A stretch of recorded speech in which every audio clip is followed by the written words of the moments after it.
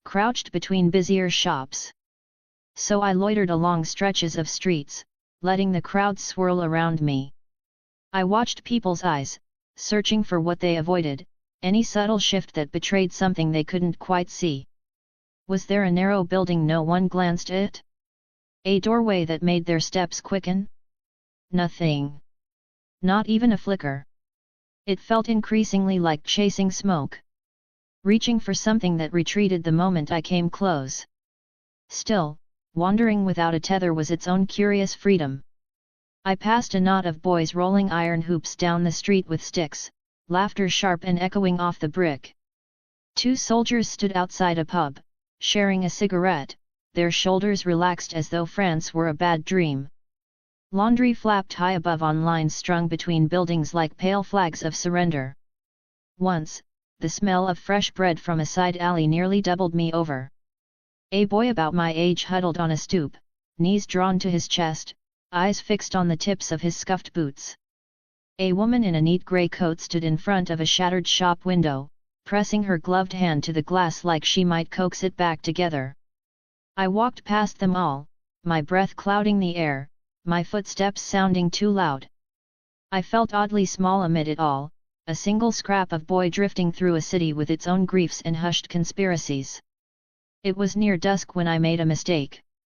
I turned off a main road too early, hoping to cut back toward the station, and found myself on a narrow lane choked in shadow. Windows were shuttered. A dog barked somewhere behind a fence. Then a hand clamped over my shoulder, and another slammed across my mouth. I let out a muffled yelp, but it barely made it past his dirty palm. The man's breath stank of piss as he hissed near my ear. "Quiet now, pretty thing. Just a stroll, yet? I've got a buyer who'll like a clever boy like you." My heart jackhammered. I tried to twist free, stamp on his foot. His grip only tightened, fingers digging bruises into my arm. "Oh, that tickles. Come on then, none of that." He hauled me backwards into the mouth of an alley. My cap fell off. I clawed at his hand, tried to bite, tried to elbow his gut. He only laughed, low and breathy. "Feisty, eh? You'll fetch extra for that." I sucked in air through my nose and tried to scream again. It came out as a pathetic, muffled cry. His hand clamped harder. "Save it, lad. No one's common. London's got no time for strays like you." Then he shifted his grip to try to lift me off the ground. I flailed, kicking, trying to slam my heel into his groin, but caught only the side of his thigh. He grunted, barely staggered, and hoisted me up another inch. Nearly there. Few more steps. My lungs roared with panic. Then, with every scrap of wool, I reached for the mana burning in my chest. It surged. Exploded out of me in a sharp, invisible shove. The man's eyes went wide. He stumbled back like he'd been punched by an unseen fist. His feet tangled, and he crashed to the cobblestones, head smacking the bricks with a sickening crack. Blood started to trickle beneath his hair. I stood there, panting, stunned. Watching the dark red pool. Something in me teetered between terror and cold satisfaction. Then my face crumpled, not with grief, but with an ugly, tight anger. I stomped forward and kicked him square between the legs. He let out a strangled grunt. I swung my fists and smashed them into his cheeks. His head snapped side to side. My eyes darted to his waist. A small knife glinted there. I snatched it up with shaking fingers, then dug in his pockets, pulled out a few shillings. They felt dirty in my hand, tainted by what they might have paid for. I stepped back, chest heaving, ears filled with the rush of blood. My necklace rattled, the rings thumping together like tiny hammers. Without another word, I turned and ran, retrieving my cap and hiding the knife in my satchel. By the time I reached our street, it was properly dark. I barred the door, lit the little lamp, then stood there a long moment listening to the hush of the empty house. My hand drifted to the rings at my chest.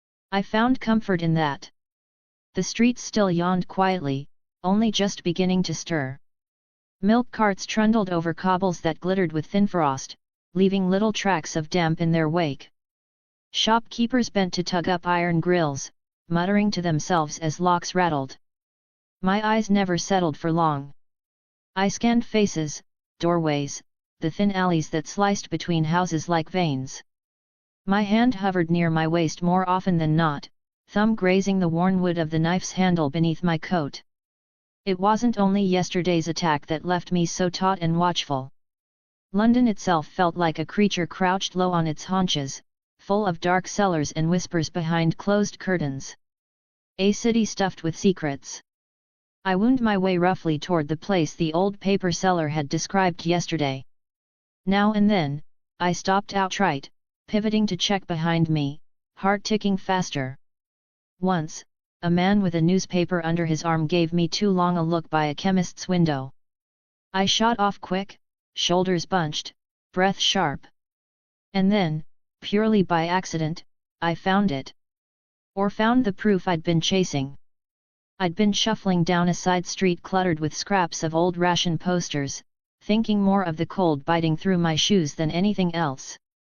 My feet slowed without me having to tell them to do so. Something about this place felt wrong.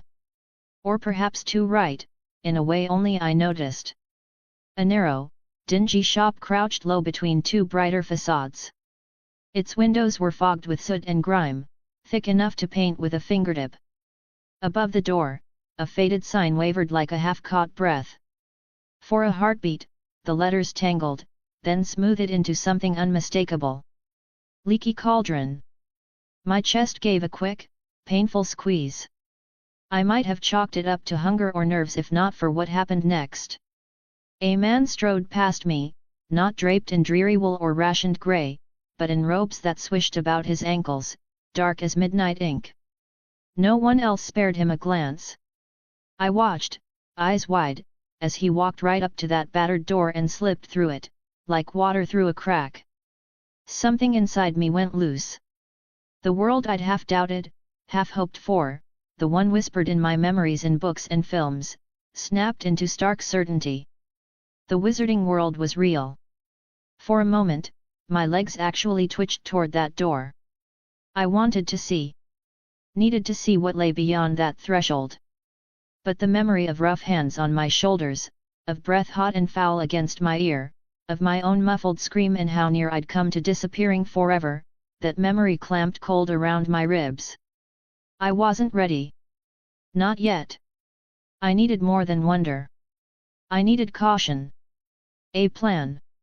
So I swallowed the ache and turned away, brushing the knife at my side to steady myself. Then I walked on, deeper into the maze. It took me another hour to find Wool's.